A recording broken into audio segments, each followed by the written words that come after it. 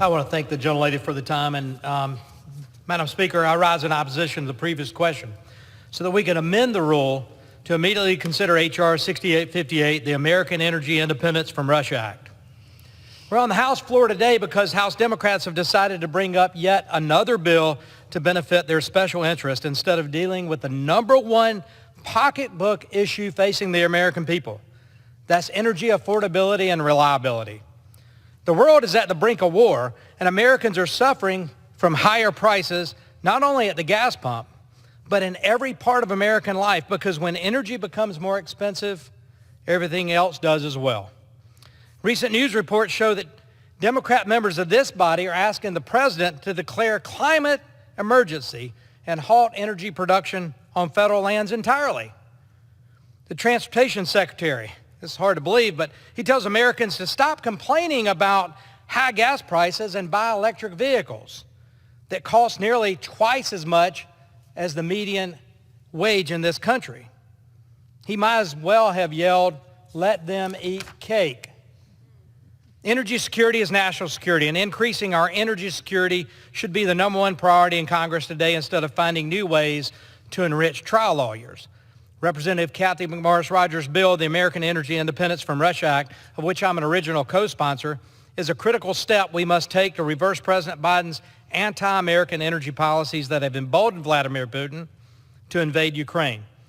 As he fought to keep American energy in the ground, our reliance on foreign oil grew, and here we are, more reliant on foreign sources today.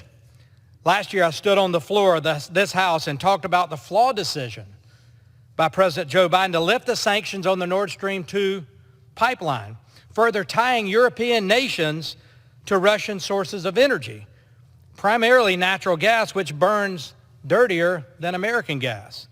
In addition, given the resources we have here in the United States, we should never buy oil and gas from Russia. That puts American consumer dollars right in the pocket of one of the richest men in the world, Vladimir Putin.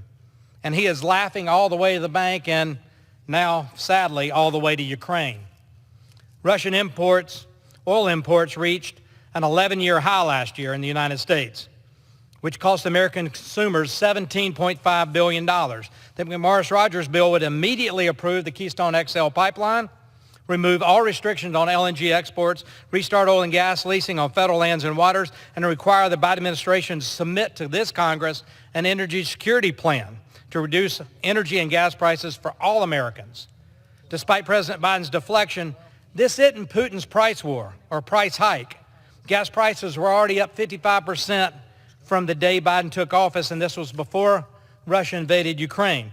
If you Democrats are going to keep telling lies about American energy, using TikTok actors to push these lies, I'm going to keep telling the truth about what policies are failing American families.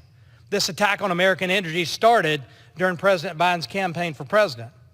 Putin watched as Biden vowed to eliminate fossil fuel production in the U.S. during the 2019 presidential debate, canceled the Keystone XL pipeline on his first day in office, and halted all new oil and gas leases on federal lands. Biden's war on American energy knows no limits. This does not have to be our reality, folks. The president and the Democrat majority can take immediate steps both to strengthen our energy security and reduce prices at the pump for American families. And hear this. America, the United States, has led the world in emissions reductions. Y'all don't want to acknowledge that. The president has completely sold out the environmental left, whose Green New Deal policies have caused consumers to pay an average of nearly $4.50 per gallon at the pump, the highest cost in United States history. And still, these costs are rising. Further, many of these environmental NGOs pushing the Green New Deal policies are funded by Vladimir Putin himself to ensure our dependence on Russian energy and kill American energy development. The United States is blessed with abundant natural resources, but we're cursed with liberal politicians who refuse to allow Americans to benefit from them. They also refuse to let our allies benefit. There are currently Madam Speaker, six LNG export terminal permit requests at the Department of Energy. 0 have been approved. Even during President Obama's time, more LNG export terminals were approved. If Democrats really are interested in cutting Putin's leverage, they would be focused on increasing U.S. exports to Europe, because European nations have 40% of Europe's energy supply coming from Russia.